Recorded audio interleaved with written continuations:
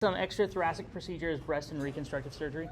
Has everybody been in a mastectomy or a lumpectomy, sentinel lymph node biopsy? So this is specifically mentioned on the content outline, so we're going to go over it. But these procedures, there are a couple caveats to them. One, good coordination between the anesthesia provider, the surgical team, all right?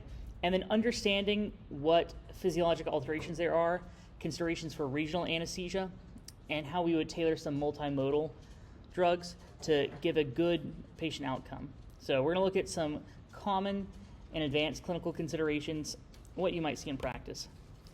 So for breast and reconstructive surgery, we're going to start with mastectomy, maybe implant and flap reconstruction. This is an interesting challenge because, so certainly typically a supine case, sometimes they're tilted if they're going to be doing an axillary dissection. Sometimes they'll be tilted with a roll under the left or to the right. But airway management, regional blocks, depending on how they're done or when they're done.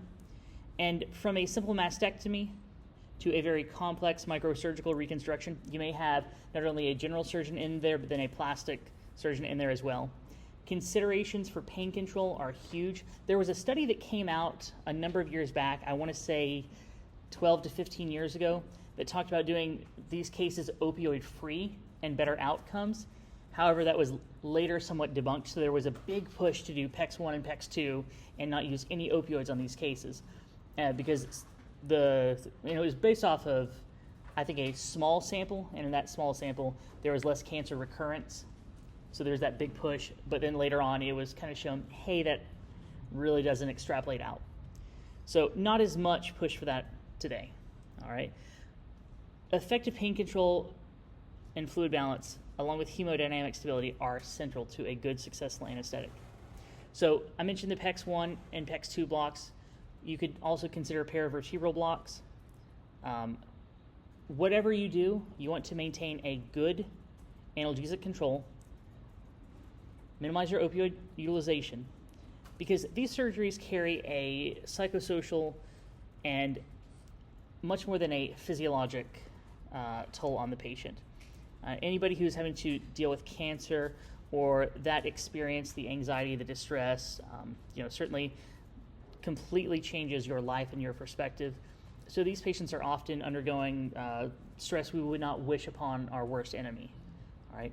So how we deal with these patients, how we talk with them, I think you should always be kind to your patients.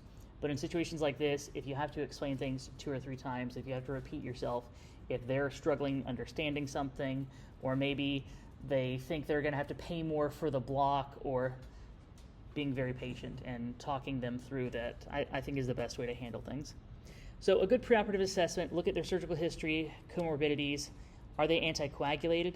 All right, if you're doing a complex mastectomy, all right, and they're on anticoagulation, make sure your surgeon is aware. All right, they can get into some bleeding and they can be very challenging. If it's a younger person, I'm talking probably less than 40, oftentimes they're going to have, and not that an older person, and not that 40 plus is older, but not that a plastic surgeon should not be involved, okay?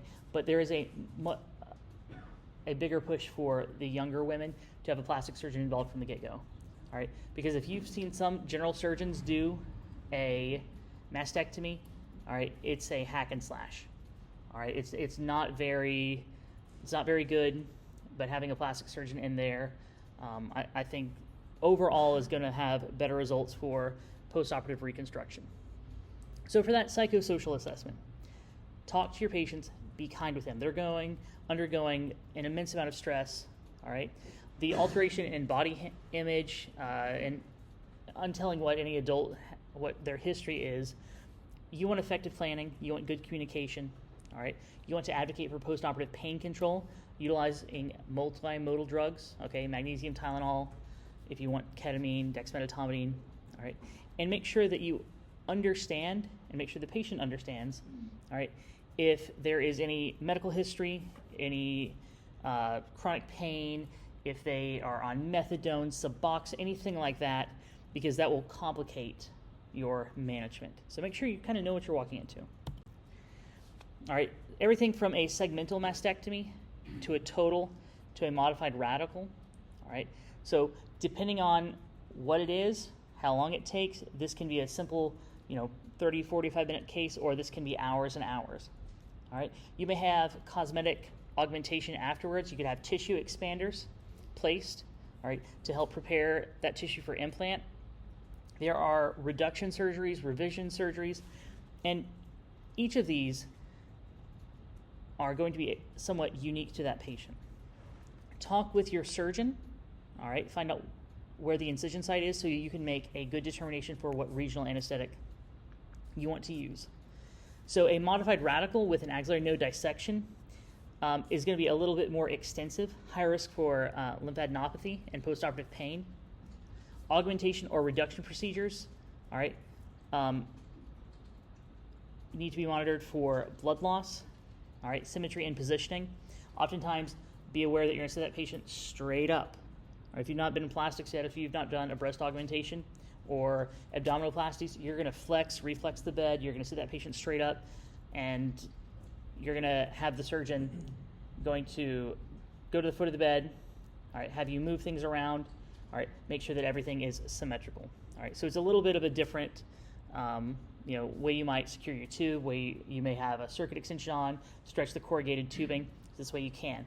Also making sure they're strapped down to the bed. You don't want them half falling forward. So as far as the anesthetic techniques, all right, typically going to be a general anesthetic, PEX 1, PEX 2, or a paravertebral. Reduce those opioids.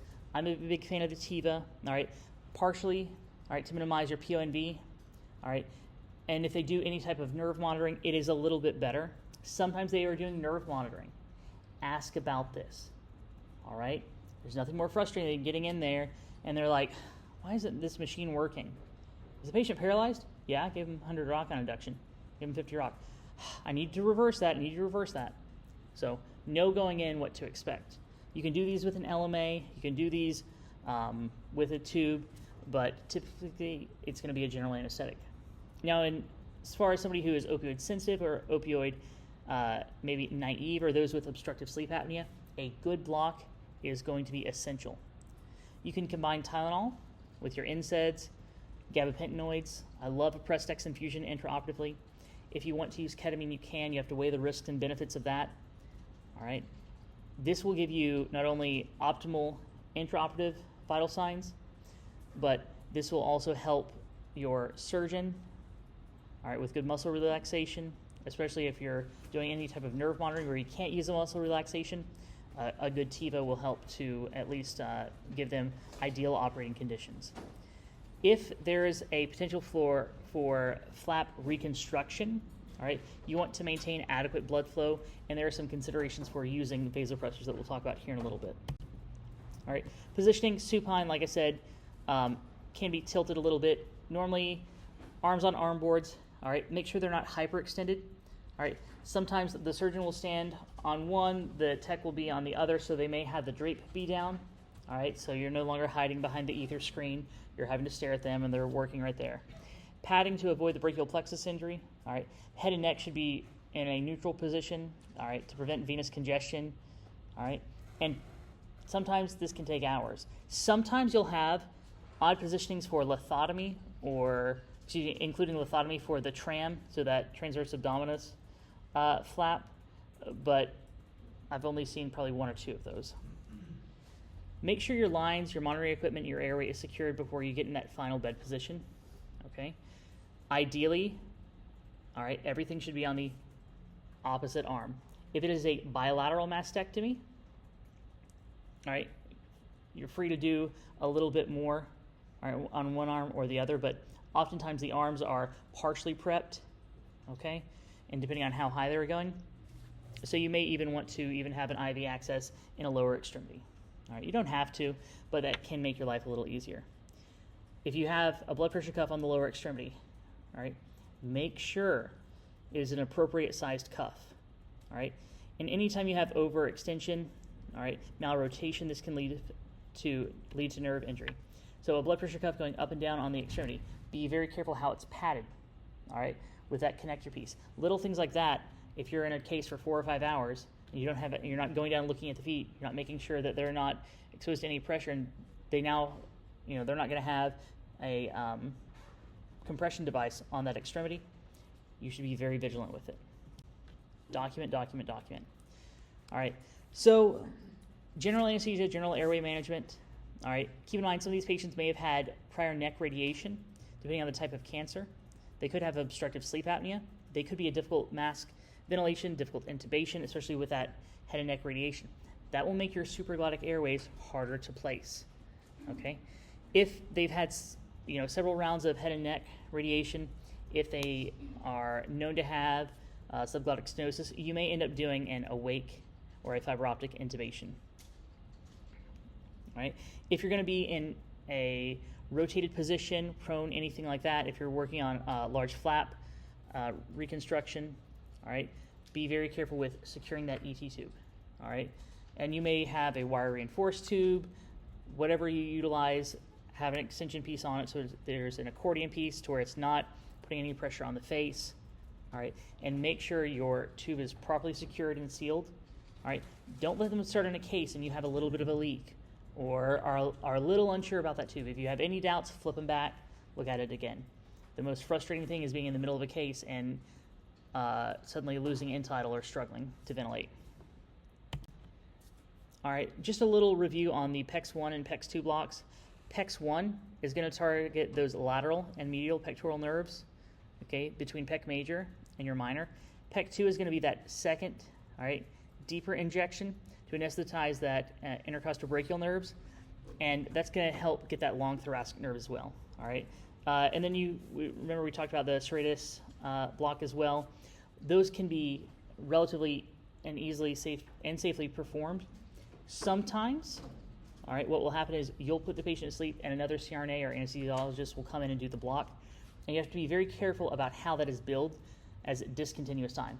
Because if you're doing it yourself, all right, and it's in the case, you cannot bill additionally for it, all right, because that will be part of your anesthetic. You can't bill for anesthesia time and something additional like that. So oftentimes you either need to do it before in discontinuous time or have someone else do it to where they can bill for it. Now, in the grand scheme of things, does that really matter? Well, if you're in a private group or if you're wanting to get reimbursed by doing these blocks and you want to use Exparel and you want to get the expensive drugs, you have to have some reimbursement coming in. These are fairly safe blocks. Pay very close attention. Use that rib as the backstop. Don't go too deep. For paravertebral blocks, these are going to target those spinal nerves near the vertebral foramina. They are unilateral, okay? So this is going to give you somatic, all right, and sympathetic coverage, all right? Normally it's going to be somewhere between T2 to T6. Good improvement in pain scores, high risk block. What are the risk factors? Pneumo, hypotension, LAST, okay, due to that increased local anesthetic uptake. If you are going to be doing these blocks, get good at them. More than likely, a thoracic erector spinae block is probably going to be your go-to. It's very similar, a little safer. As far as ERAS, a lot of these cases are done with an enhanced recovery aspect of it, minimizing the opioids, getting good regional, TIVA to reduce that PONV, running them normal capnic, keeping them warm, decreasing their opioid consumption. This oftentimes leads to improved pain scores, and overall, two of these patients get out of the hospital a little sooner.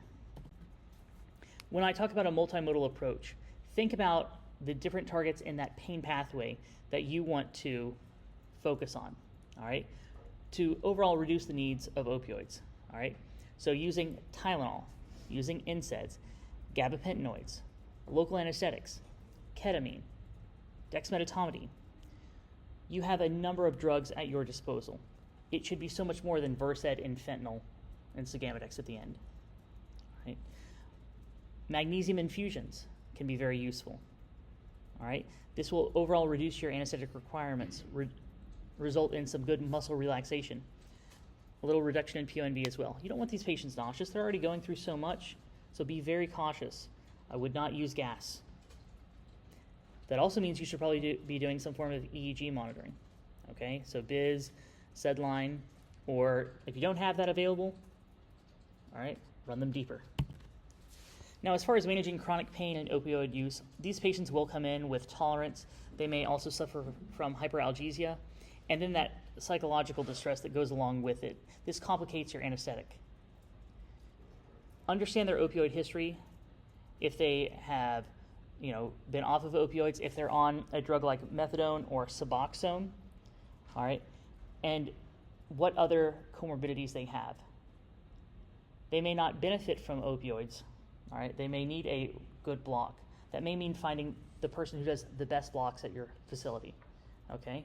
This might not be the person that you want to let the student do the block, all right. Sometimes you have to tailor your approach. Ketamine, lidocaine, dexmedetomidine, early, magnesium. Those are all things that can help to improve your pain control. When it comes to use of your multimodal adjuncts, if you're in a facility that limits those, advocate for your patients. Sometimes we can utilize extended release opioids. If somebody has been or has used opioids in the past, the majority of patients end up abusing short-acting opioids. All right, the longer-acting ones give you less of that high, all right, fewer peaks and troughs. So sometimes they can go home on a long-acting, all right, drug rather than something short-acting. Now, if we're doing a sentinel lymph node biopsy, so this is going to assess for that lymphatic spread of that breast cancer. So these patients, when they first get to the hospital, normally they're going to be early in the day. They're going to go down to nuclear medicine, and sometimes they'll place a wire to the lymph node, and so they'll come up and they may have it marked, or through that they can inject. Sometimes dye is injected as well. All right, methylene blue is very common. All right, you'll see them use that literally is like a Geiger counter. All right, and they'll place it to find that lymph node that's been injected. All right, and so you'll kind of see them use that machine whenever they come in. So monitor for anaphylaxis. Those patients can have a risk of hypotension. Methylene blue can cause a blue discoloration of the skin. All right, sometimes it's profound. Every now and then you'll have a patient that looks like a Smurf. All right, inhalation of those radioactive tracers is minimal. All right, but know that there is a risk with using those. Allergic reactions can occur, so monitor those patients closely. All right, so when they inject that radioactive substance or dye, okay, you'll see the surgeon use that probe, all right, to find that lymph node and then dissect down to it. They'll typically put it in a sterile probe cover, kind of like an ultrasound, and they'll literally utilize that intraoperatively, okay? Monitor for anaphylaxis. Keep in mind that could affect your SpO2. If you're pre-oxygenating and they just injected, all right, or post-intubation and your SATs are 92%, is your tube too deep? Or maybe they just injected methylene blue. So pay close attention to what your surgeon is doing. Now for an axillary node dissection, this is a little bit more invasive, higher risk of complications for that lymphadenopathy, okay? And potentially a nerve injury as well, all right? A little bit more painful. So, and sometimes they will send these nodes down and they'll wait, all right, to get confirmation, and then they may take another node or two and pass it on to pathology. Have the pathologist look at them under the microscope to see, are we getting all the nodes that have cancer cells in them? So sometimes the axillary node dissection will be removing multiple lymph nodes. This is a meticulous dissection. This is a longer surgical time, and there may be lulls in it where you may have to lighten your anesthetic, or you may have to press these patients, all right, while you're waiting. Sometimes we'll go ahead and close the patient up and leave one suture, all right? So this way, if they are pretty confident, all right, they don't have to reopen them, all right? But if they're pretty confident they got it all, they'll almost be done. Okay, perfect. Pathology says we're good. I've been in a situation one time where they thought they were good, they were about closed, and no, they wanted to go in and get another lymph node, so they're opening all the way back up. All right, so good communication with the surgical team. Pain is going to be more pronounced with these. PEX 2 block is ideal. Most people are going to be doing PEX 1 and PEX 2. More likely for fluid shifts and blood loss. Some of these can be very, very time consuming, especially after a extensive dissection. That closure can take quite a while.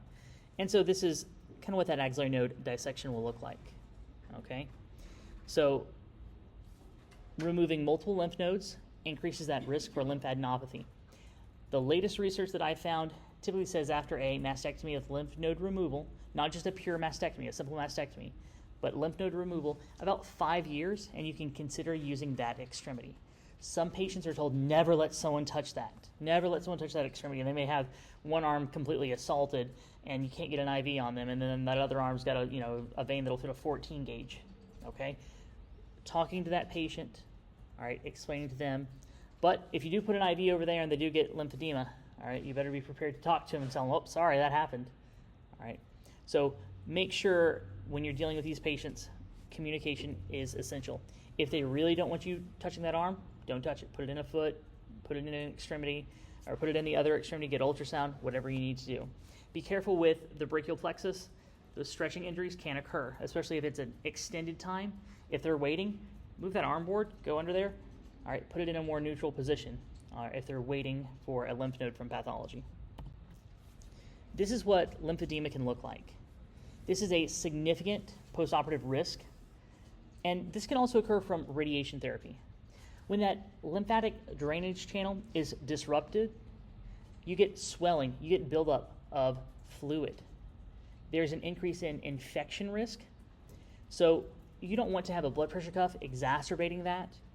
You don't want to have a venipuncture on that site to potentially introduce infection, to potentially infiltrate and then cause more issues. So good education is key. Ideally use the contralateral arm.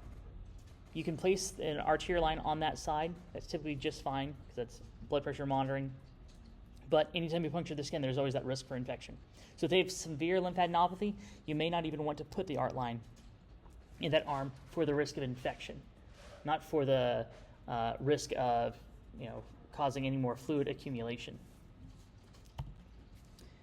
Now, when it comes for breast reconstruction surgery, so this is typically performed after a mastectomy.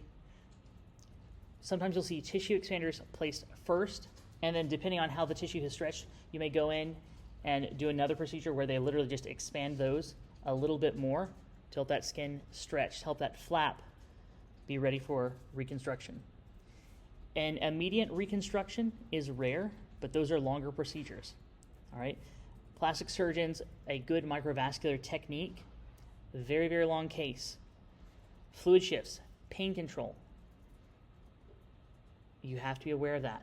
Regional blocks are going to help reduce those opioid requirements. And whenever you're thinking about utilizing regional anesthesia, using a drug like Exparel or something long-acting is essential. All right, these are ironically those fascial plane blocks. I think are one of the best applications for Exparel rather than leaving a catheter in place. All right, keep them normothermic. Always be warming them. Insensible fluid loss if you have a large amount of skin open. All right. Additionally, appropriate use of vasopressors. You want to avoid hypotension, all right, but you don't want to press them so hard that you're vasoconstricted and you're not getting any blood flow to the flap. Sometimes you'll have surgeons say, well, let me know if you give any pressors. A small amount, all right, is not going to cause any issues, all right? Large excessive amounts can be dangerous, okay? Anytime you're doing skin grafts, they may be kind of weird with that. Like, oh, let me know if you have to press them. Really, the research is there. Small doses of phenylephrine, ephedrine, even norepi, all right, are not going to cause, that graft, all right, not to heal. You're more likely to have an acute kidney injury, all right, than you are to have problems with that skin graft or that reconstructive surgery. Now, a deep inferior epigastric perforator flap, okay, a DIEP flap, transplants abdominal skin and fat while preserving that rectus muscle. So this is relying on that deep inferior epigastric artery and vein for perfusion. Good fluid management. Overhydration causes edema, venous congestion. Underhydration will cause hypotension and potentially vasospasm. Goal-directed fluid therapy. Okay, so what does that mean? Give fluid with a purpose. Look at your pulse oximeter. Do you have pulse pleth variation? Be cautious with your vasopressors. Norepi, all right, is probably preferred because it's not going to compromise that microvascular circulation as much. All right, keep those patients warm, keep them normocapnic, keep them oxygenated. Good coordination.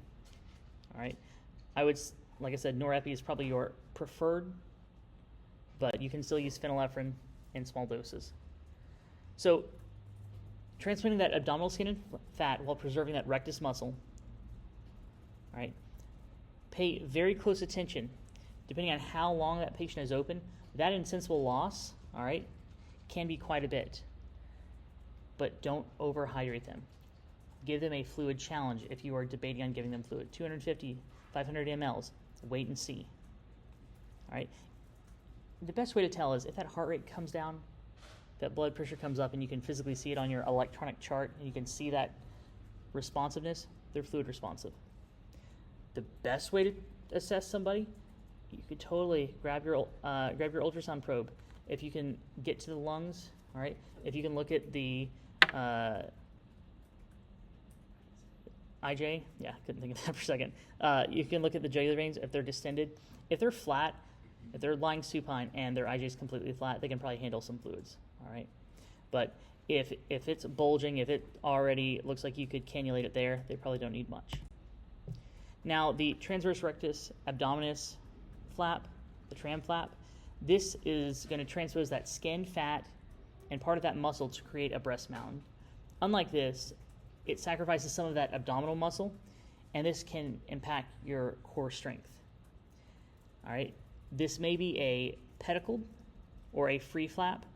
Pedicled would be on the superior epigastric vessels, and a free flap would be the inferior vessels. Anesthetic management is pretty much the same, but depending on how that abdominal closure is, you may do a TAP block, QL block, rectus sheath, all right, depending on, and sometimes the surgeon will, if they're pulling back that skin, sometimes they'll leave pain catheters in place where they want them. That can be very handy for you, all right? So they'll leave those catheters, take them out, and you'll hook up pain balls to them. It's really, really nice when the surgeon places them because they have to deal with them post-operatively. You're not the one making those calls. And this is kind of how that would look. So transposing that skin and fat, creating that breast mound, very similar, but you may be doing a TAP block as well because you're taking part of that muscle. Now, when it comes to free flap surgeries, good monitoring, keep them warm. If you need invasive monitoring, if you need central access, all right, because of either hemodynamic stability issues or inability to obtain peripheral access, all right, monitoring that blood pressure and preventing them from having a vasospasm or prolonged hypotension is crucial. There are tissue oximetry and Doppler devices that can be used intraoperatively. I've never used them. I would assume that's a very academic thing, but those are definitely mentioned in the literature. Good communication with your surgical team. When it comes to fluid management, excessive crystalloids leads to edema of that flap and venous congestion. Hypovolemia will cause reduced perfusion, all right, and threaten that flap viability. So dynamic indicators, pulse pressure variation, stroke volume variation, that is preferred. Albumin or colloids can be considered in low oncotic states, all right, if someone has hypoalbuminemia, but you really want to avoid those high-dose vasoconstrictors and overloading them with fluids. Low-dose norepi or phenylephrine titrated to effect is preferred. Have a MAP goal, stick close to it. Typically 65. All right, pain control. We've talked about the NSAIDs. We've talked about doing a multimodal approach. If you're doing that tram flap, consider a TAP block. Maybe the surgeon will leave catheters in place. Maybe you will use Exparel. Have a proactive plan in place. This leads us to that prevention of another postoperative complication, all right, postoperative nausea and vomiting. This is very distressing, all right? A lot of these patients are high risk, female, non-smokers, motion sickness. Use a multimodal approach. So a 5-HT3 antagonist, a steroid, all right? Maybe a scopolamine patch, all right? NK1 antagonist. Avoid volatiles. Reduce your opioids. All right. Haloperidol is great for opioid-induced nausea. I don't know if you guys remember that from early on in pharmacology. That's one thing you can do. If it's later in the day, dextrose-containing fluids can be very beneficial. All right. If this patient's been NPO since midnight and it's 3 p.m. and you're still in the OR, make that last bag of fluids D5W. All right. Give them something to where they're not going to feel so hypoglycemic. I don't know about you, but I get kind of cranky if I go 16 hours without anything to eat or drink and I have nothing on board. So postoperative monitoring, this is very much going to focus on, in the immediate postoperative monitoring, we're going to look for any signs of swelling. If for some reason there's a bleed, you may head back into the OR. Good monitoring for perfusion. All right, this is very much going to follow really out of our realm, but the PACU nurses are going to coordinate this, making sure they're not dumping in a bunch of fluids. All right, so good instruction. I'm big on telling them, like, if a bag's almost empty, don't hang a new bag. They don't need a new bag. Or if you do, hang a small bag. All right, this way, in case it all runs in, all right, and don't tell them, okay, this is because I don't trust you, but oh, hey, we just want to be extra safe. But really, that's what it is. Same thing, like, I'm a big believer in this. If you ever have a kid come up from the ER and they've got a liter of fluids hanging and a 10-kilo kid ready to go get their appendix out, I think change that out. If there was a problem and you leave that roller clamp open and that whole bag goes in, if it could be a disaster for that patient, you don't need it. So I think be very cautious of that. Tap blocks, like I said, for that abdominal donor site, QLs, anything to help reduce that pain. All right. So you might do a PEX 1 and PEX 2. All right. But if you're also having a big abdominal incision, you need to consider that as well. That also means calculating your safe dose of local anesthetic. Historically, all right, in some of these very big cases, a thoracic epidural could be used. I don't know anyone who's doing that anymore. All right, great dermatome coverage, perfect, great for sympathetic blockade, reducing your opioid needs. All right, high risk hypotension. All right, who's going to watch a postoperative epidural catheter? They probably should go to at least step down, preferably the unit. You want to put this patient on med surge? Goodness no. All right, who's gonna monitor them? Who's gonna round on them? All right, that very much falls on us. So I would highly recommend not doing them, but be aware that if you were asking a question, it would be the gold relief or the gold standard for pain relief during breast surgery. It would probably be postoperatively an epidural. But if I ask you the most dangerous and probably best to avoid due to a number of postoperative issues, it would probably be thoracic epidural. All right? Unless you have a facility policy in place, unless you are doing it regularly and you trust a number of nurses to come into contact with it, I would not send a patient up with an epidural catheter in place. Too much risk. Multiple drains will be placed. All right, seromas, hematoma formation can be common. These are typically JP drains. Okay, so pay attention if that's already filled up. All right, if it's bright red, all right, you may want to have that suspicion of bleeding. All right, be very careful with patient movement, keeping them on the chest. All right, so you may be handling the airway and helping keep those drains from moving. The last thing you want to do is call your surgeon like, hey, we just ripped out a JP drain, moving the patient over. So good positioning, secure those drains, especially whenever you're moving. When a patient is waking up, I think a deep extubation, or at least a very controlled emergence, where the patient is calm, would be ideal. Now, that's going to be very challenging if you have a patient with obstructive sleep apnea or potentially a difficult airway. All right, but you don't want them waking up coughing, putting a lot of strain on that flap. So with that obstructive sleep apnea, opioid sparing is probably ideal. Okay, think about your assessments, stop bang, anybody who might be at risk for difficult intubation, difficult ventilation, mask ventilation. Think of all the things you can do to reduce your systemic opioids. A smooth emergence. All right. Extubation for somebody with obstructive sleep apnea. The textbook answer is they should be wide awake, reliable, spontaneous ventilation. If you want an airway adjunct in and you want to extubate them in a deeper plane of anesthesia, it should probably be a nasal airway. All right. Why is that? Because if they have an oral airway in, all right, and they awaken for a moment and spit it out and immediately obstruct, or which is typically what happens with somebody with OSA, all right, it's a lot easier to keep a consistent airway in like a nasal. So Afrin, oxymetazoline, phenylephrine, vasoconstrict. I love lidocaine jelly on it lube. Put it in, leave it in, tell the nurse to keep it in until the patient's wide awake and says, hey, there's something in my nose. All right.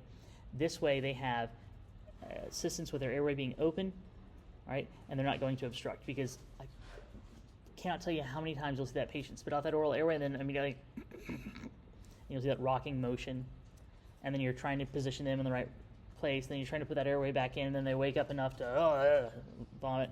It's a mess. Big fan of the nasal airway. Relative contraindication, somebody who's anticoagulated, be very careful. Now, an elderly patient, somebody with multiple comorbidities, all right, they may come in needing a mastectomy with very little reserve. They may have an increased sensitivity to our anesthetic agents. If they're very, very thin and frail, it may be very challenging to do a PEX block on them. You may be worried about giving them a pneumo. All right, so regional anesthesia would still be ideal, but if it cannot be done safely, don't do it. Concerns for delirium, falls, and delayed recovery should be there. TIVA, clean anesthetic. I would avoid benzodiazepines. Use short-acting agents. If you're unable to do a PEX block or you don't feel comfortable doing it because they're so tiny and so frail, have your surgeon inject local or leave catheters in place. Do something rather than doing nothing. When it comes to your chemotherapy agents, there are a number of effects of chemotherapy and radiation, which we'll talk about on the next slide, but these can impact your anesthetic management. You may have neuropathy, myelosuppression, a greater risk of infection or bleeding. They may not want you using, they may already have a port, they may not want you accessing it. All right. Pay close attention to these patients. Very careful with positioning. All right. If there are neutropenic precautions, limit people moving in and out of the OR, limit that door opening up. Be very cautious. Make sure that you are utilizing perioperative antibiotics as well. Redosing it. If you're using ANSEF, redosing it appropriately. Now, what are the tissue changes from radiation? Okay, this is a long-term change to skin, soft tissue, and it's going to cause a fibrosis. It's going to reduce that elasticity. This is going to lead to scarring. Okay, that hardening makes the airway very challenging. This can also complicate the surgical dissection. This can increase the risk of bleeding. Block placement could be difficult. You also might not be able to tell what structures are there. All right, if you can't see your target structure, if you're struggling to see it, you're probably not going to do a block. So adjust for these patients accordingly. Now, whether it's outpatient or inpatient, this can depend on several factors: the complexity of the procedure, their comorbidities, what their postoperative needs are.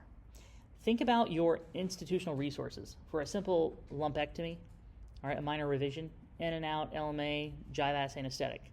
A complex reconstruction with a flap, they may need postoperative care and step down. If they have a number of comorbidities, they may even end up in the ICU. Think about that patient support. Make sure that you properly give that patient adequate expectations. What will this be like postoperatively? Somebody with poor obstructive sleep apnea, somebody with a number of comorbidities, all right, a history of postoperative nausea and vomiting. We need to really be tailoring our anesthetic towards those comorbidities and risk factors. So when I talk about those psychological considerations, grief, anxiety, depression, body image concerns, these all affect a patient's ability for preoperative communication, how they want to talk about consent, postoperative coping. All right, it's one thing to be able to walk into a patient's room and smile. Hey, it's nice to meet you. We're doing something that needs done today. All right, and the patient's excited to be there. It's completely different. All right, it's completely different for these patients. These are cases where you need to be very particular with your words. All right, understand what that patient wants. Now, if they are very, very anxious and they want to be, and they tell you, hey, I don't want to remember rolling into the OR, hey, you may give them Versed. All right, but if the ideal anesthetic plan for them is to be wide awake afterwards, back to themselves, they don't want to lose that sense of control, probably would avoid that. Be respectful, coordinate with them. Sometimes you may find yourself repeating the same things over and over because they're having trouble grasping them. All right. Additionally, going through chemotherapy and radiation, that's definitely going to affect your sleep. That's definitely going to affect your ability to function. Be patient, be kind. There are non-cancer breast surgeries, augmentation, reduction, revision. elective healthier patients. These are cases where you can go in and, the tone, the mood in the room is completely different. These are patients that are wanting and are excited to be there. Sometimes these are lengthy cases. Be very cautious with positioning again. Think about the cosmetic goals for that patient. Oftentimes, these are cash paying patients. It's very much a tailored anesthetic. All right? Definitely, you don't want them vomiting. If you are having somebody that's coming in for cosmetic surgery, they don't want any postoperative complication. So I would never use gas on something like this. Okay? Sometimes you'll find yourself being asked to maybe do a block, and someone else will sedate these patients. There's a CRNA, I think in Colorado, that did a block on a young girl, and the nurses gave her Versed and fentanyl. She was a very, very tiny little girl. She obstructed and had an anoxic brain injury. Okay? CRNA had left. The CRNA gave up his license. It was not the first time he'd been involved in a plastics-based lawsuit. Yep. Yeah. You talk about heartbreaking. So don't put yourself in that situation. You can make all the money you want to, make it safely. And if it's not safe, don't do it. It's not worth it. Don't put your license. You've worked very hard to get to this point. Don't put your license at risk, but better yet, do not put somebody's loved one at risk. Okay? Patients should always be monitored. Someone should always be near. And if they're going to step away, the pulse oximetry tone should always be on. All right? And for us, it should always be on. Good communication. Every now and then you'll have men who are presenting for breast surgery, whether it be gynecomastia, maybe they've had an oncologic mastectomy. All right? More rare, but does happen. So these patients have a different body habitus, a different set of comorbidities. All right? This can create anxiety. They don't want to be there. All right? They have, whether it be a psychosocial aspect involved, it's different coping than a female presenting for a mastectomy. But once again, tailoring that communication. All right? Be inclusive, be non-judgmental. All right? Consider their perioperative goals. All right? If they don't want to remember rolling into the OR, heavy on your sedation up front. If they want to be back to themselves, feeling like themselves in the recovery room immediately, as soon as you can, TIVA, good EEG monitoring, avoiding benzos. Can do PEX blocks as well. Minimal blood loss, all right, but you can, especially with the larger ones, get into like a flap harvest. You can have some significant blood loss. All right, I would not type in screen unless it is going to be a big case like that. All right, for high-risk procedures. You may even give TXA. All right, optimize positioning. Probably not going to use cell saver on somebody doing big mastectomy for cancer or anything like that. All right, I think there is some research that they have used cell saver in some cases for like Jehovah's Witnesses, people who are refusing blood and need an advanced resection like that. But by far and large, anytime you have cancer, infection, anything like that, you're not going to use cell saver. So infection risk, of course, it's there. Anytime you have a flap, keeping these patients clean and maintaining good aseptic technique is important. Positioning and moving them as well. Good antibiotic prophylaxis. Careful with your steroids, what you give. All right, I would look up the chemotherapeutic agents. This is on. They're on. Correlate that to perioperative steroid administration and weigh the risks and benefits. There's typically information on every chemotherapeutic drug there is. All right, and make that choice. Now, in a healthy patient, diabetic, non-diabetic, whatever, a single dose of dexamethasone, all right, probably going to be just fine. All right, but this is somebody that would really take that time and weigh. I typically give 10 milligrams of dexamethasone across the board to pretty much, any adult who can have steroid. This is one where you might consider reducing that dose, or maybe not even giving it. So those are things you need to think about. If you're using a drug like vancomycin, say they have multiple allergies, have pharmacy doses, okay? Because these patients may have, whether it be, chemotherapy or radiation-induced changes in their lab values. Don't simply dose it. Always involve pharmacy. I think that's the best way for shared responsibility, pharmacy to dose. They like to feel important. That's a great thing for them to do. All right. Temperature management. Keep them warm. Underbody bear hugger. All right. If you can do an upper or a lower, depending on what you have available, I think it's very, very good. I love this graph looking at core temperature, how it changes with a general anesthetic. All right. You should always be using warming measures minus somebody who's hyperthermic. All right. Always use a fluid warmer. Always grab warm fluids. All right. Anytime you are doing a case where you expect changes in temperature, you should be monitoring them.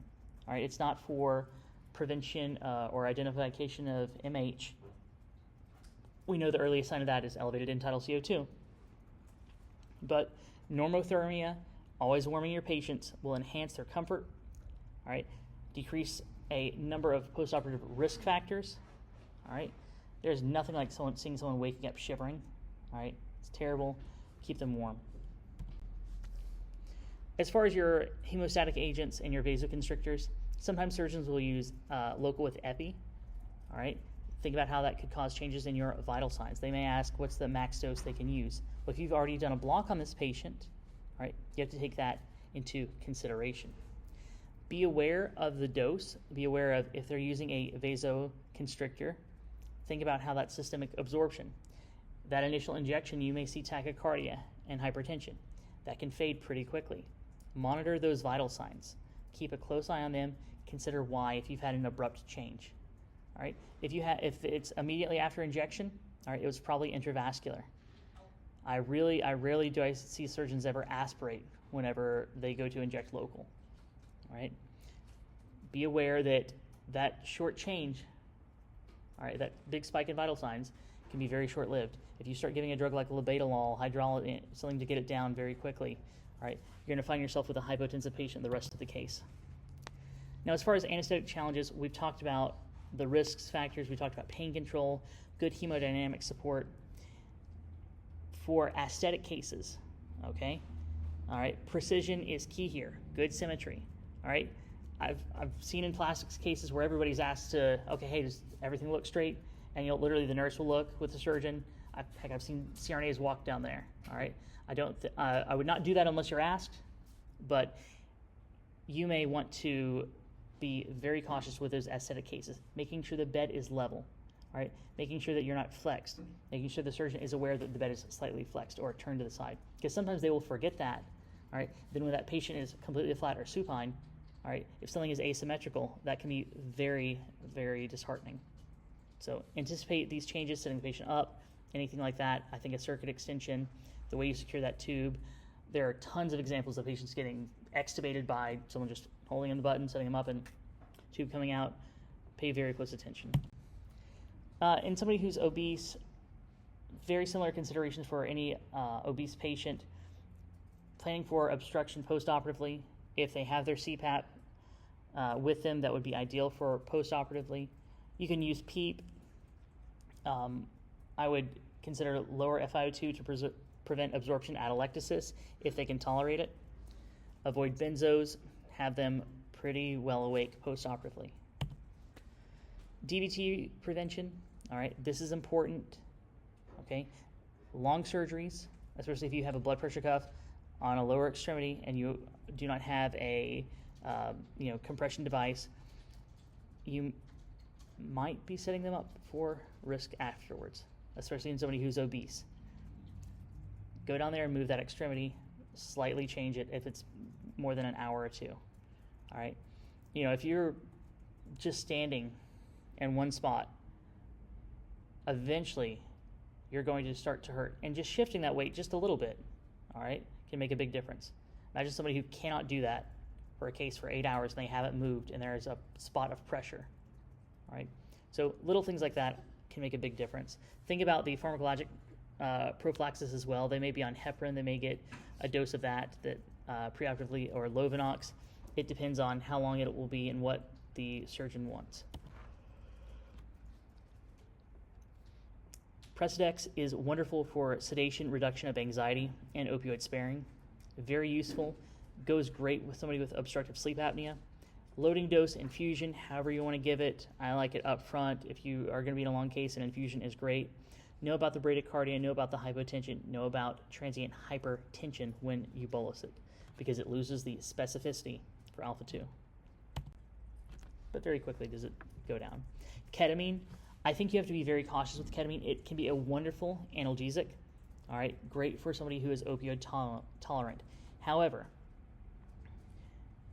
if you have a patient who is at risk for postoperative delirium, wants to be back to themselves at baseline, I think you have to be very cautious with giving ketamine, because it is a drug that we can add to our mixture, our multimodal approach. And so afterwards, when we assess that patient, all right, if they're acting weird, strange, anything going wrong, what are we going to, it's the ketamine, all right? If I'm going to blame it for pretty much anything that goes wrong, and I cannot independently assess it, I cannot say, well, I gave this patient ketamine, and I know their pain score was going to be a 5, and now it's a 3. If I cannot independently assess it, why am I giving it? Especially when the risks outweigh the benefits. So be very cautious. I'm not saying don't use it. I'm saying keep in mind, I wouldn't give huge doses to everybody. I think subtherapeutic doses can definitely help reduce central sensitization, can probably affect postoperative pain, but those psychologic approaches, combine it with dexmedetomidine, is probably going to be your best chance of not having any ill effects from it, but it can cause those emotional effects. It can be very, mind-altering to some patients. I think it's a very unpredictable drug. I've talked about using Exparel in the fascial plane blocks. Like I said, the billing aspect of it, discontinuous time. If you want the hospital to pay for it, they're going to have to recoup something. They're not just going to keep giving you a $300 vial of local anesthetic and buying you an ultrasound and needles, all right, just so you cannot get any reimbursement back. Magnesium. I've had a number of people ask about giving magnesium without ketamine, if that, or the only time you should give mag is if you use ketamine. Magnesium has analgesic properties in and of itself, NMDA receptor antagonist properties in and of itself. It can be a great adjunct with ketamine, but you can use it.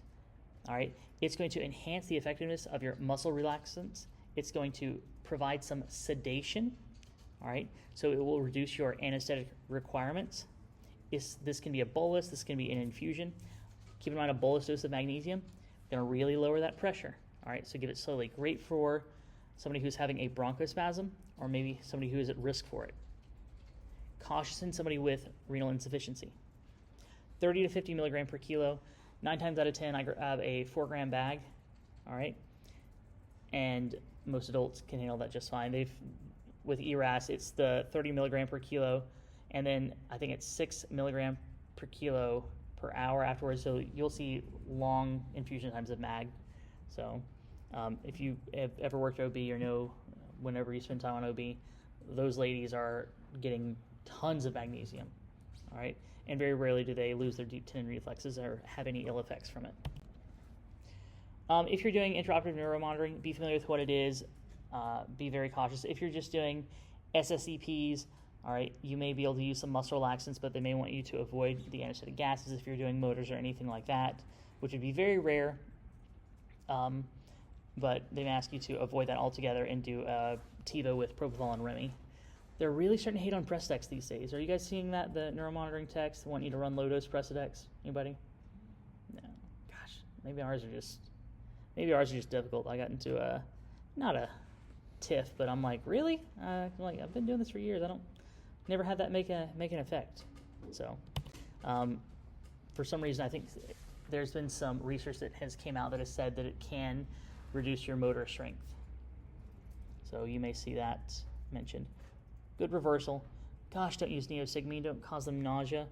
If you're going to work at a place that uses glycopyrrolate and neosigmine, I pray for you. That's going to be terrible. It's the worst. And the crazy part is that's literally how I trained. That's how I did it the first couple of years whenever I got out. Sugammadex has made anesthesia so much easier. Rapid, effective reversal. Patients breathe better. I mean, people got intubated in PACU probably weekly. All right, if you were busy. All right, you're doing a lot of cases, at least weekly. All right, and reversal was all over the place. Some people would always give a full dose, a milligram of glycopyrrolate and 5 of neostigmine. Some people give a small dose. I've not reversed patients before because I had a CRNA that said, I hate the nausea from it. If they've got 4 out of 4 twitches and they're pulling good tidal volumes, just go ahead and extubate them. And I've done that before. All right, I did that to a bariatric patient one time with a gastric sleeve, and they did fine that I know of. Maybe they got post-op pneumonia, but they went home. They got discharged out of PACU regularly.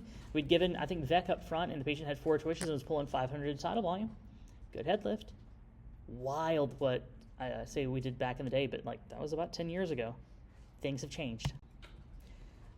Smooth extubation, reduce that coughing. If you can, if you've not already hit your max dose of local lidocaine on emergence, titrating in your narcotic if you've used some, dexmedetomidine, good reversal, normothermic. Postoperatively, analgesia, combining your NSAIDs, your Tylenol, your gabapentinoids, a good block. Hopefully you're going to help control that pain. Good communication and handoff. Make sure you explain to that PACU nurse, all right, what we've done, what our goals are, what they should do. If you have the same order set, all right, and it is morphine, Dilaudid, fentanyl for mild, moderate, and severe pain, okay, and that's all they have to choose from, and we've worked so hard to not give them any opioids, and now she's going to give them 2 of Dilaudid, all right, you're doing something wrong. You should have an ERAS order set, all right? You should be very specific on what you want done. Maybe you just want 15 of Toradol initially, okay? Maybe you want to be contacted and you want to assess it yourself. Or maybe you just want 1 milligram of morphine rather than 4, or whatever your normal order set is. Keep that in mind, because if you're just using the same thing, all right, the PACU nurse is going to do exactly what she's always done. Hey, if she likes Dilaudid first or fentanyl first or whatever, what was the point of doing everything that we've done if they're going to get a bunch of opioids immediately post-operatively? And those patients will be more sensitive to opioids as well. If you haven't had a bunch of opioids intraoperatively, all right, you are much more sensitive and much more likely to have respiratory depression with a small dose post-operatively. All right. So when it comes to the reconstructive surgeries, there are a number of post-operative complications. Our big ones that we want to avoid are nausea and vomiting. That can lead to hematoma formation. Seroma or serous fluid, less likely with us. You may take somebody back to the OR for a drainage of a seroma. Axillary dissection, very common for them to get lymphedema, maybe neuropathic pain. Hematoma formation, all right, can require emergently going back to the OR. Normally this is precipitated by coughing, hypertension, inadequate hemostasis. You don't want to be blamed for it. Effective pain control and hemodynamic stability. Smooth emergence, all right? Focus on that postoperative flap color and keep assessing it, all right? When you drop them off, and I recommend this for about anything, any chance of bleeding, or, all right, you put on a pair of gloves, feel around the incision. Okay, hey, it's soft, tender. This way everyone knows exactly how it was whenever you walked away. All right, and 5 minutes later, the nurse is like, well, it's kind of, maybe it looks a little different. All right, have that baseline to where you can also visualize it yourself. So discharge criteria, same for anything. Make sure they have good education, good pain control. If it's an outpatient case, they should know when to go back to get their drains removed. If you've left catheters, they should have good instruction for that. If you are leaving catheters in place, you're going to have to follow up with them. If it's the surgeon, that's going to fall back on them. In breast surgery in transgender patients, you're going to see a lot more of gender-affirming breast surgeries, whether this is mastectomies or breast augmentation. This is good, culturally competent care. Be respectful. The most respectful thing you can do is ask somebody their preferred pronouns, okay? That's a whole lot easier than assuming or not assuming. And honestly, you're seeing a lot of hospitals, whenever someone comes in, they will ask them their preferred pronouns. I can see that on Meditech, all right? So just be respectful, all right? Understand that this is an emotionally significant time. These patients may be on hormone therapy. This can affect coagulation. This can cause airway changes, cardiovascular changes as well. So know what they're on, be very respectful, good communication, all right? And consider not only treat the patient holistically, all right? If somebody is at risk for anxiety or has PTSD or anything like that, I would be very careful with mind-altering substances like midazolam, your benzos, Valium, ketamine, anything like that is going to increase your risk of delirium. Doing Ativa as well, all right? And control the room. If somebody says something that you do not agree with, stop it immediately. We found a recording device on a patient recently. Imagine everything is always being recorded in the OR, everything you say. All right? And thankfully, nothing was set off color. But if someone else, if it's a tech, a student, a resident, whatever, stop it immediately. All right? That is your job. You are there to protect that patient. Trauma-informed care recognizes that many of these patients have experienced a form of trauma. All right? And the perioperative environment can be triggering, can be stressful, can be very, very hard to walk into the OR. All right? So this is especially relevant in a cancer patient, somebody who's maybe survived trauma, a transgender individual. Be respectful in your tone. Ask permission before you touch somebody. Explain procedures carefully. All right? Allow that patient to maintain control, reducing their anxiety. Sometimes patients are going to go to sleep just fine, and when they are in an unfamiliar environment, okay, they may need reoriented. They may need reminded. All right? You worked with me in the clinical setting. I normally always reaffirm, hey, we're done with your surgery. You did excellent. We're in the recovery room. We're heading to the recovery room. Most adults do not get good feedback or not feel like, hey, you did a great job. All right? Hopefully you guys hear that in the clinical setting because you guys are all rock stars. But maybe that first time you heard like, hey, that was a great induction, or that was a great intubation, or you handled that wake up perfectly, or that was a challenging case and you rocked it out. All right? Good commendation and praise goes a long way for an adult, especially somebody who's just waking up. Oh, I did great. It's awesome. Okay? So that can help to reorient them, all right, and to alleviate some of that anxiety. I had a patient wake up the other day who kept saying, something's wrong, something's wrong, something's wrong. That was really weird, but anytime someone says that, I'm always very, very cautious. All right, I get the wife back there, and come to find out, he had been so scared about having shoulder surgery for so long, he was expecting something to be wrong. Later on, whenever he was back, he's like, that was the whole thing I was thinking about the entire time I was there that morning, just something was going to go wrong. Okay? Even with that reorientation, he's like, no, something's wrong. So our tone, the way we communicate with our patients, is so important. All right? That patient was very thankful that we got the wife back there. She was very thankful that, hey, we investigated it, because he could have been having a stroke. I don't know. All right? When someone tells you that, it's best not to dismiss it. It's best to investigate it further. That approach will build trust, not just for that patient, but you're going to see your nursing staff, you're going to see those other people around you be like, okay, hey, this person really cares. You're a good provider. With your steroid use, if somebody's on long-term steroids and you want to give a stress dose, hydrocortisone, typically 100 milligrams, you can also give your dexamethasone, so you get your glucocorticoid, your mineral corticoid properties as well. Like I said, if somebody is immunocompromised, consider that as well. That brings us right to those oncologic considerations. Whatever medications they're on, there are going to be anesthetic considerations for that. Be aware. If somebody is immunocompromised, limit traffic in and out of the room. Ideally, take them, get them a closed room and pack you to where they're not around other patients, where the patient next to them doesn't have COVID and the patient on the other side of them doesn't have Ebola, hopefully not Ebola, but something that could, that they could easily catch. So isolation precautions. Reoperative breast surgery is unfortunately common, whether it is a redo, a cosmetic revision. These patients already have altered anatomy, stress, fibrosis, a previous dissection, maybe a previous bad experience, okay? So thorough assessment is crucial for any prior complications, any challenges they've had. A good plan in place, all right? Avoidance of those hemodynamic swings, all right? That's going to be the best way to give them a good experience. Now, when it comes to like breast expanders, tissue expanders, and ports, these tissue expanders are meant to give place, to create space for a future implant. These can shift anatomy, all right, and influence surgical positioning, the pressure points. They can also be painful.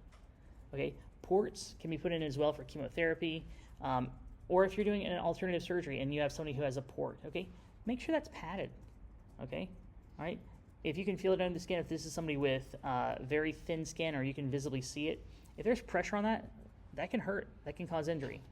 So document the location of these expanders. Make sure that they, especially if this is, say, a non-breast surgery and you're having to position somebody. With ports, be very careful with placing central lines, okay? Do they need that line? That's one of the best questions to ask if you consult for, hey, a patient, this provider or this hospitalist needs a central line on this patient. Do they need a central line? All right, that is up to you to make that determination. No one's going to order you to do anything. They're consulting your service. Okay, so you can make that determination. Now, when it comes to breast surgery and pregnancy, although rare, this can happen. Careful anesthetic planning, okay, for the mother and the fetus. Typically, we wait till the second trimester to reduce the risk of any risk to the fetus. But your anesthetic goals are to maintain, all right, uteroplacental perfusion, avoid any drug that can be considered teratogenic, and minimize hypoxia, hypotension, and hypercarbia. Utilize left uterine displacement if they're greater than 20 weeks. All right. Ideally, if you can, consistently and intraoperatively monitor fetal heart rate continuously. That's ideal. If not, pre-op, before induction, after emergence in PACU. If you have trouble finding them, call the OB nurse or have somebody come over and Doppler them. Avoid nitrous oxide, minimize benzos. So propofol, opioids, everything in moderation. There's some caution to using Sigamidex in pregnancy. I feel like there's some better research out there that I think the initial thought of it encapsulating progesterone is not as accurate as I don't believe that it has the effect that it has, because there's a lot of anecdotal research that shows Sigamidex is very safe in pregnancy, and it's ironically your rescue if somebody is weak in PACU or demonstrating signs of potential inadequate reversal. But the Society of Obstetrical Anesthesia Providers, or SOAP, they have a consensus statement out that says to avoid it. So be very cautious of using Sigamidex in pregnancy. But once again, it is your emergency and your backup drug. Okay, so a little word on documentation and billing. So oftentimes, regional anesthesia, you may have someone doing it at your facility, all right, who may be on blocks for the day. You may have a block team, you have it set up. And so this is so you can build discontinuous time, and this is also so the OR can run smoother. All right, if everybody does their own blocks, think somebody's going to slow down, somebody's going to not be good. So this is discontinuous time, all right? Oftentimes for postoperative pain blocks, you have to have a surgeon who requested if you want to survive an audit. So a surgeon will put in an order or a consult for pain management. So oftentimes this falls under acute pain management. Good documentation is essential. If you're billing for ultrasound, you have to take a picture. If you're audited and you don't have a picture, you're going to get a clawback or they're going to start asking for money back, okay? If you've done that 100 times and they see you've done it once, they're going to start looking back and asking for a quote. It's a whole big deal. All right, so if you didn't take an image and you don't have a way to upload it, do not mark that you used ultrasound for that block. Okay, you can chart it, but on your billing forms, don't bill for it, because unless you have a picture, you're not going to be able to survive an audit. All right, regional blocks, if you want a $50,000 ultrasound with Exparel, with all these things, there has to be some money coming back to the facility. All right, these can be very profitable. All right, not everything should be about profit. This is what's best for the patient, but you're not going to have hospital support if you're not bringing some revenue back. Good communication with your surgeon and coordination with the entire team, with how we position the patient to when we are going to sleep, when you can give your drugs. If you're waiting for, either a pathologist to look at a sample or waiting to close, you may have to lighten that anesthetic. Understand the transition point. Don't just sit there on your phone completely distracted. For a same-day surgery, okay, low-risk patients, all right, typically ASAs 1s and 2s, maybe some 3s, good home support. Do you know the difference between a 3 and a 4? All right, one of my favorite ways to describe it is, all right, you can take an ASA 3 out to dinner, clean them up, and they look like they belong in a restaurant. An ASA 4 does not belong in a restaurant. I mean, that's a very good descriptor of it. All right, if you got your grandma or grandpa that's had a heart attack and a cabbage, and you clean them up, we can take them out and we can go to Jeff Ruby's and take them out for their anniversary. All right, but if you saw somebody with oxygen, frail and shivering, all right, can't walk up 2 steps to get into a restaurant, that's a 4.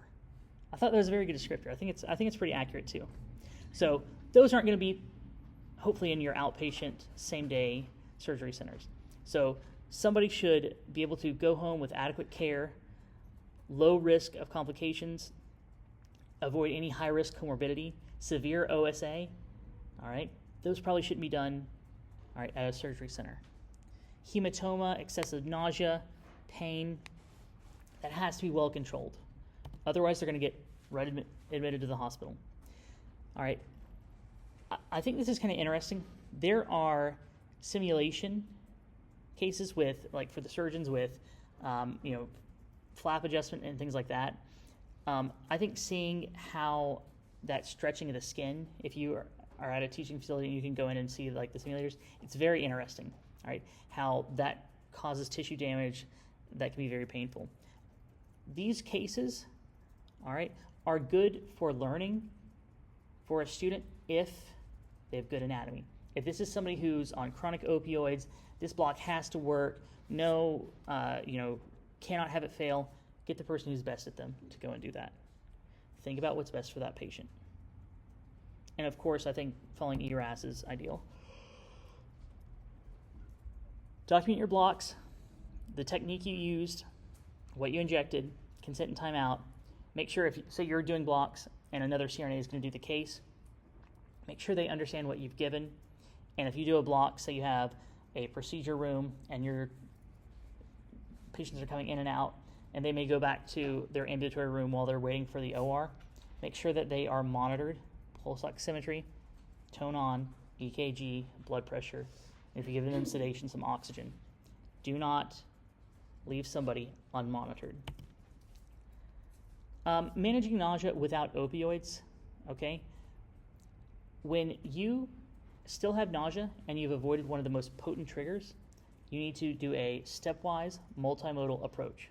So not just another dose of Zofran. A repeat dose of Zofran, all right, within I think 3 hours is 100% of the time like ineffective. Like the literature's out there, it's pretty much useless. Ironically, we still do it. Make sure they've had steroids. If it's motion sickness, plan for it. Scopolamine patch, get it on beforehand. Putting it on right before they wake up is not going to do anything. Okay. Good hydration. I mentioned the dextrose-containing fluids. Consider Phenergan. If they have gastroparesis, metoclopramide. Right.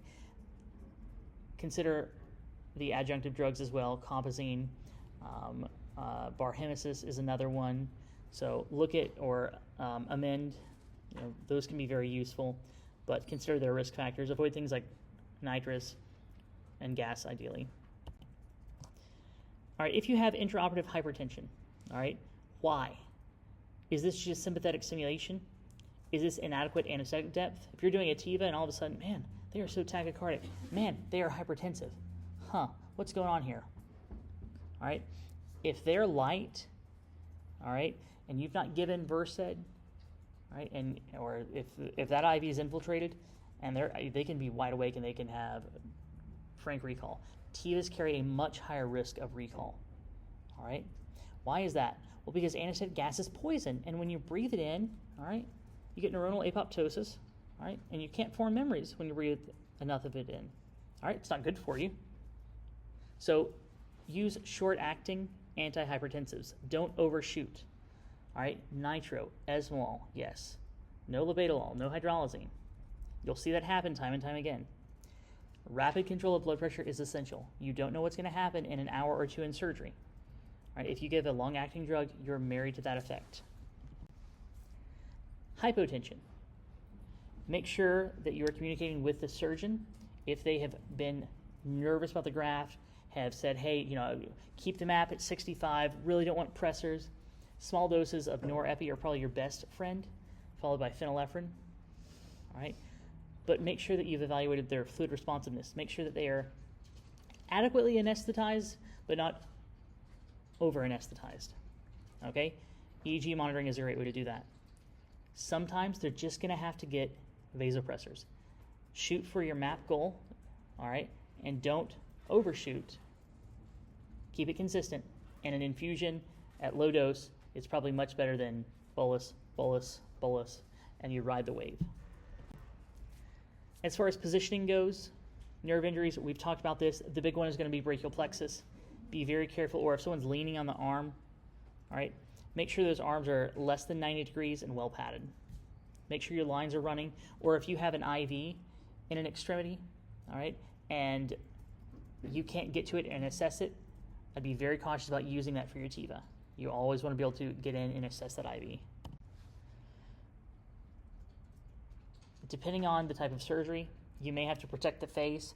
I've seen this lately, the foam, like pink donut pillows, all right, taking that out and putting it over the ET tube just to help prevent, to help cushion the face. You'll see the eye masks, whatever. Just make sure that you have adequate padding. And if somebody is leaning or putting pressure somewhere, hey, you're kind of putting pressure on the face, gently or kindly say something to them. If someone tells you they have very, very sensitive skin, I found this works so well. Say, oh, okay, thank you so much for telling me this. All right, I'm gonna go get some paper tape. This is what we use, and somebody who has very, very frail skin, and that's what we'll use to secure your ET tube with. They're almost all blown away by that. Okay, it's very easy. You can go grab a roll of paper tape and just have it with you. Play with it on your hand. Oh, yeah, it's super thin. Some people will say like, oh, they can only have paper tape. Then okay, hey, I'm gonna grab it. But little things like that, that reassurance tells them that, hey, you are hearing them, you're understanding them. Good optimization, looking at their modifiable risk factors. All right, rarely will you cancel a mastectomy unless the benefits outweigh the risks. Okay, so if you have somebody who is coming in for a mastectomy and they're on aspirin and Plavix because they just got 4 stents last week and they're still anticoagulated, are you going to do this case? Are you going to make them sit there for 6 more months with a tumor growing? No. Is it going to be bloody? Yeah. You probably need an A-line? Yeah. Should it be done? Probably. So be very cautious about canceling cases like this, okay?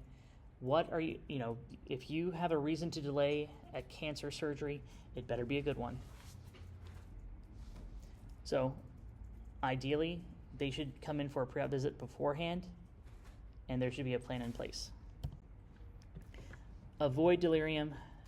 Dexmedetomidine and propofol are the only 2 drugs that are cognitive protective. Benzos, ketamine, anesthetic gas, high-dose opioids, long-acting opioids, all of those, truthfully, high doses of gabapentin, all right, can cause some delirium. Reduce polypharmacy, control pain, sleep disruption is a big one, all right, and ensure that they are adequately and overall controlled hemodynamically, because if you have those swings, all right, in your vital signs, you have unstable hemodynamics, that's unstable blood flow, that's going to precipitate somebody for delirium. So if they come to you oriented and they leave PACU disoriented, their rate of complication goes up almost tenfold. All right? Because they came in knowing what was going on, they're leaving, pulling at things, ripping them out, they're going to go somewhere and fall, they're going to hurt themselves. All right? You have to be oh so vigilant. Monitor blood glucose. This is probably the thing that I need to work on the most. I'm bad to not check it. 140 to 180. Be very careful about giving somebody insulin, a big dose intraoperatively unless they need it. But if this is going to be a long case, I think checking their blood glucose is probably the ideal thing to do. A good handoff, let them know what you've done, what to expect, all right? What to do if the patient starts hurting. Be cautious of your order sets. If you've done an ERAS case, if you've minimized your opioids, you should have a separate order set. All right. If you're going to do blocks, for safety, use ultrasound. That means capturing a picture. That means making sure that you've documented things correctly. Have your block card. Know where your lipids are. Okay. Know what complications to expect. All right. Why are paravertebral blocks the highest risk of a pneumothorax? All right. Know those things. Pay close attention. When would an epidural not be ideal? Okay, if I ask you the gold standard of pain control, sure, epidural. Probably the highest risk post-operative complications, dangerous, probably an epidural. Okay, it's a whole lot easier to not leave a catheter in place. It's a whole lot easier. Monitor for signs and symptoms of blast. Sedation is one that people forget. All right, when you start getting more local anesthetic on board, you have that metallic taste, maybe that tinnitus. All right, they're agitated, they don't feel right. All right, that means they're local anesthetic level, their blood level is going up. Know how to give your lipids, know what dose. All right, and if you've given multiple doses of lipids and you haven't had a resolution of symptoms, probably not last. But if you've done a block, if you have used local and they're now seizing, all right, they're now having instability, all right, give lipids. Don't be like, oh no, I used ultrasound. Couldn't be that. Yeah, they just had a new onset of epilepsy right here in front of you. No, it's probably your local anesthetic. You can help prevent it with good aspiration. You can help prevent it with the use of ultrasound. Some people are very sensitive to local anesthetics. Saw an elderly lady who had a tap block. High volume, all right, appropriate dose, severe hypotension postoperatively, not acting right. We gave her lipids, resolved. All right, fascial plane block. All right, she was overly sensitive. And my thing was, did they grab the right concentration? Did they think they calculated the dose right? They did. All right, some people are just sensitive. If you have a patient that is having those symptoms after you've done a block, you should probably start with lipids. Good pain assessment. So for ERAS cases, you don't want to gaslight your patients into not getting an opioid. There is nothing wrong with giving them an opioid when they're hurting and you've tried everything else. Don't not order anything and order 15 of Toradol and they tell you that you're still hurting. Oh, well, your block's going to kick in, or we're going to start your pain balls, or that'll go away. We'll give you another dose of gabapentin. All right, it's okay to still give somebody an opioid. All right, make sure though that you have done everything you can if that's your goal. If it's for minimizing it for nausea and vomiting, it's for pure ERAS. You just don't want to give it. But if they're still hurting, if they're still uncomfortable, do something about it. Don't let someone sit in pain. Don't give them 50 ketamine and gork them out of their mind and they sit there. They want to tell you they're hurting, but they can't. These patients, hopefully early ambulation, all right, get them back to functioning. One reason to avoid a lot of opioids can be postoperative ileus, all right, good pain control, nausea prevention. So using long-acting local anesthetics, but short-acting intraoperative drugs is going to support that ERAS protocol. It's going to help get them back to their functioning, all right? Good return of functioning is going to help these patients more than anything. So how do you track your outcomes for this? Well, monitoring your quality metrics, so pain scores, postoperative nausea and vomiting, unplanned admissions, block success rates, if you had last, anything like that. So a lot of times hospitals want to look back and say, okay, hey, we started doing these PEX blocks. What's been the difference in length of stay? Have that data to back it up. All right, that's huge. And if you have a really good retrospective sample, write it up. All right, this is a great example of how to transition people into doing DNP projects. When you guys are out, encourage stuff like this. All right, hey, let's do a retrospective study. Let's look at changing a block.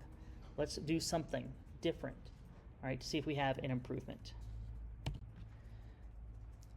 Keep in mind that there is a cultural component of this, body image, gender identity, beliefs. Avoid making assumptions. Be inclusive and respectful. People will remember how you treat them. Ask, if you do not know their preferred pronouns, ask. Acknowledge what concerns they have. Answer questions. Understand you may have to repeat yourself. Do not walk into their room with one AirPod in your ear and your phone in your hand. Okay? There's nothing wrong. When you're out, if you want to wear an AirPod at work, whatever, don't do that. Don't walk into a patient's room, especially somebody like this that is going through who knows what, and they feel that you don't even have the time to pay any attention to them. You're going to be somewhat distracted. If you do get a phone call, if your pager starts going off, whatever, please excuse me. It's one of my partners from work. I need to answer it. Or if it's not important, decline. Sorry, I'm so sorry. People remember how they're treated. Take the time to answer their questions. All right, so takeaways from this, wide range of surgeries, very similar overall recommendations for keeping flaps perfused, pain control, the psychosocial sensitivity. Think about the blocks that you can do, why ERAS is important. If someone has post-op nausea and vomiting, the way we could ideally tailor our plan, and then how we can also combat it postoperatively. Think about the importance of patient-centered planning. All right, this means good coordination, this means vigilant monitoring, this means good preoperative assessment, all the way to your PACU handoff, all the way to discharge instructions and at-home teaching. All right, there's not a great chapter. Jaffe has good resources for these cases. Sit close to the PowerPoint. You can read what is in Miller's in chapter 70, and then Nagelhout chapters 42 through 44 that are specific to this. All right. Otherwise, stick close to the PowerPoint.